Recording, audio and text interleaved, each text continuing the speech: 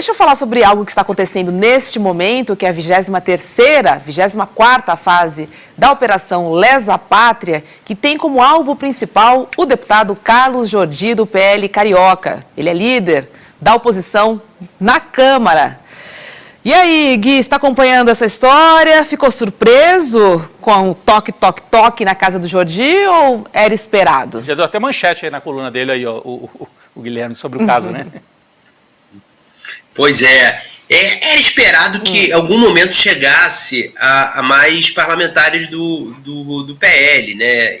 No ano passado, a gente teve 22 fases da Operação Lesa Pátria. Vamos lembrar, essa operação foi desencadeada logo depois, acho que algumas semanas depois do 8 de janeiro de 2023, com o objetivo de investigar a participação de pessoas no ato do 8 de janeiro, fisicamente, na preparação do ato, no financiamento do atentado golpista e na concepção, na elaboração do que seria aquele dia, que talvez seja o momento mais importante, que é quando se pode chegar no Jair Bolsonaro e se comprovar o que a gente deduz ser uma participação de algum grau do ex-presidente. O Carlos Jordi incitou o bloqueio de estradas naquele momento. Vamos lembrar que a gente fala muito do 8 de janeiro da perspectiva da esplanada, da perspectiva da Praça dos Três Poderes, né, da invasão do Planalto, do STF, do Congresso. Mas o 8 de janeiro era mais para eles. Eles derrubaram torre de energia, eles tinham o objetivo eles queriam tentar deixar parte do país às escuras. Eles queriam bloquear estradas, não só no 8 de janeiro, mas nos dias precedentes, como aliás também tentaram bloquear a estrada após o resultado em outubro da derrota do Bolsonaro. Tudo isso tem que ser visto junto, porque tudo isso era o mesmo movimento que acabou, de certa maneira, dando no 8 de janeiro, mas é um movimento que começa muito antes. Não à toa o inquérito da Polícia Federal e também a análise por parte da PGR considera, desde a campanha do Bolsonaro, contra o voto impresso, que começa muito antes, começa em 2021, como um grande movimento de desmonte da estrutura democrática para impedir a saída do Bolsonaro do cargo, né, impedir a posse de alguém que o derrotasse, no caso foi o Lula, e depois do Lula ter tomado posse, tentar criar um estado de instabilidade que levasse, na ilusão deles, na visão deles, levasse os militares ao comando momentâneo do país e uma posterior pressão deles para que esse momentâneo fosse permanente, fosse perene, e a gente entrasse num regime de exceção, numa ditadura militar novamente. O plano era esse. E qual o papel do Jordi nisso? Hoje, a PF foi atrás de provas para tentar ver se ele foi além do palavrório de incitar bloqueio de estradas. O que está rolando já é que ele teria participado de grupos, né, articulando alguns desses grupos do 8 de janeiro. Mas eu queria colocar aqui na tela de volta a manchete que você trouxe da sua coluna e que já está lá no site Metrópolis. Jordi lança fake news contra a PF em meio à Operação Lesa Pátria. O que é isso exatamente? Tem a ver com essa declaração que nós mostramos agora há pouco? Ele disse, me acordaram com um fuzil na cara. Tem a ver com isso, a manchete que você traz agora na sua coluna? Exatamente, Rodrigo. Eu falei agora há pouco, antes de entrar no programa, quando o Demora estava falando com vocês, eu estava no telefone com o Andrei Rodrigues, diretor da Polícia Federal. Perguntei a ele se procedia essa acusação do Jordi.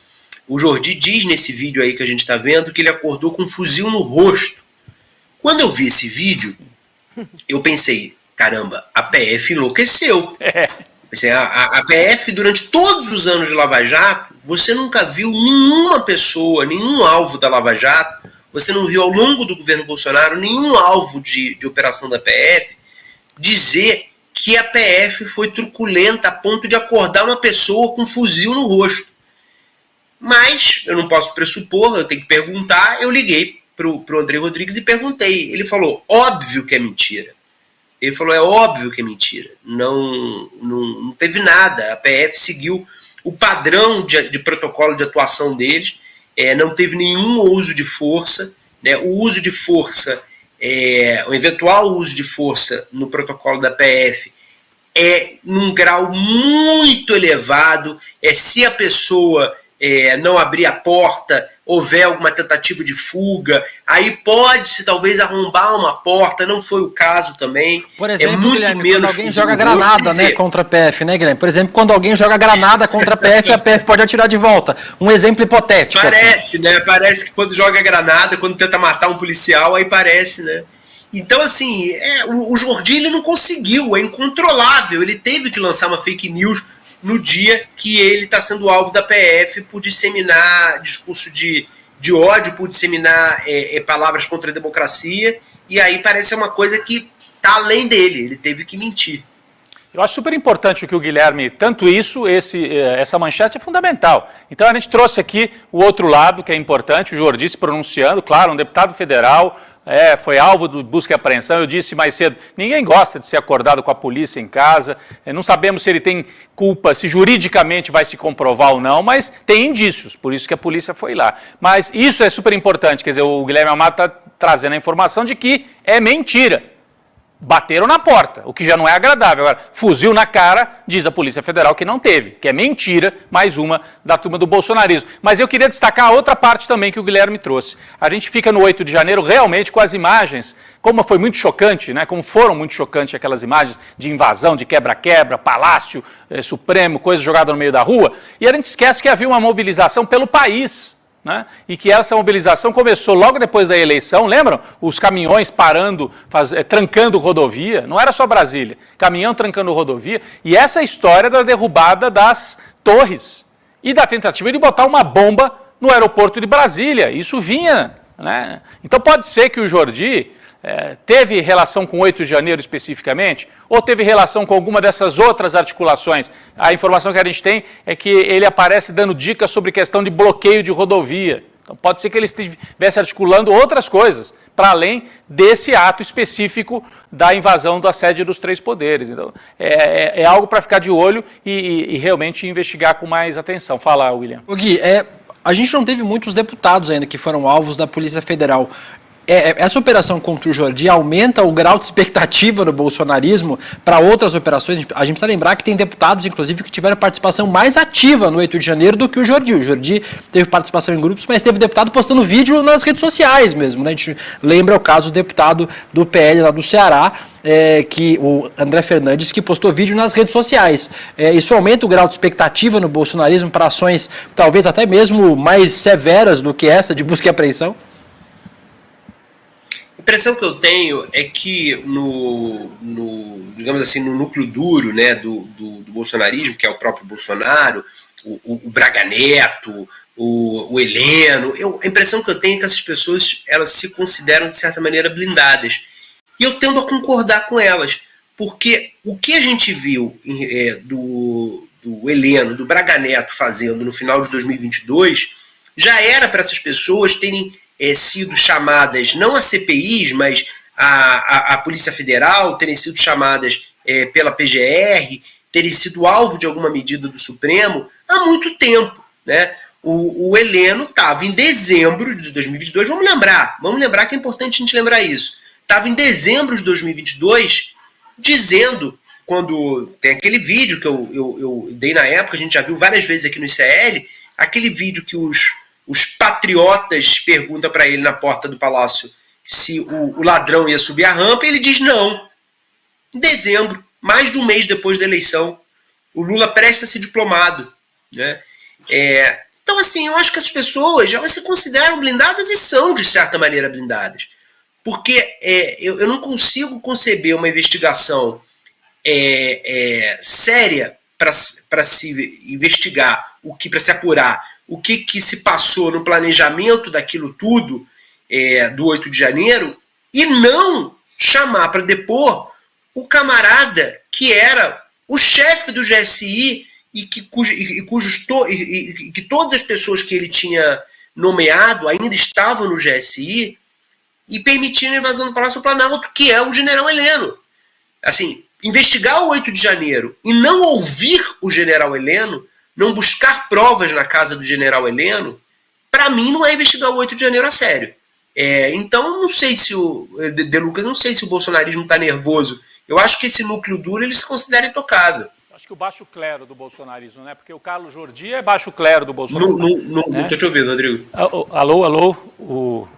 Agora foi. Não, eu dizia que o Carlos Jordi, de certa forma, é deputado federal, mas é uma espécie de baixo clero da extrema-direita no Brasil, né? Você fala do alto clero, né? Dos generais e da própria família Bolsonaro. Sem dúvida que o general Heleno tinha que ser responsabilizado. Tanto é que a CPI chamou o general Heleno para depor e ele ficou irritadíssimo. Lembra, Roberta? Especialmente porque uma mulher fez perguntas muito duras para ele. Falou palavrão. Ele falou palavrão para a senadora Elisiane, que comandava ali a CPI. Então, a CPI, sim, fez um trabalho que chegou até os nomes principais, tanto que indiciou Jair Bolsonaro, general Heleno, acho que o Braga Neto também, né? Tem uma lista de indiciados.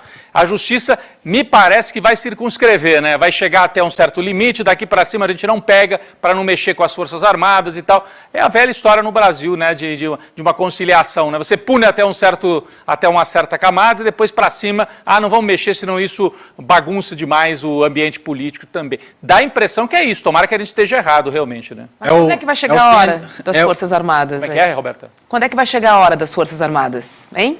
É isso. Estamos esperando. É isso. É o tal do sem anistia, mas pode ter, né? Exatamente. Eu estava comentando esses dias com uma pessoa do governo sobre o união do lema do governo, né? União e reconstrução. E que muitas pessoas, agora há pouco até o próprio Demório estava falando disso, muitas pessoas criticam, não teve união na direção de quem não votou no Lula, dos evangélicos, dos ruralistas, concordo com tudo isso, mas para mim teve união em relação aos militares. O governo tem uma postura conciliatória em relação aos militares e de querer passar um pano. A verdade é essa. Não é só o Múcio, as pessoas cobram muito do Múcio, mas é o Lula também. O Lula não quem nomeia o Múcio não é o Zé das Couves, é o Lula. O Lula tem uma postura conciliatória em relação aos militares. E não tenho nada que me leve a crer que os militares vão ser punidos. Né? Não tem nada que me indique isso. O Almir Garnier, que o Cid disse, que deu aval, disse que a Marinha está dentro do golpe. O atual comandante da Marinha, ele era vendedor de sorvete na época que o Garnier era almirante, era chefe da Marinha? Não. Ele era do alto comando da Marinha.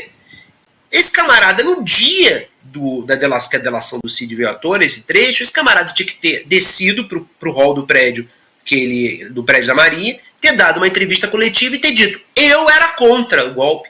Eu, naquele dia, eu me levantei e falei jamais. Mas não fez. Não fez porque tudo leva a crer que ele, como integrante do alto comando da Marinha, ele deu ok para o golpe, como provavelmente a grande maioria do alto comando da Marinha o fez. E ao governo interessa fingir que não está vendo isso, porque o governo teme uma crise com os militares. A verdade é essa.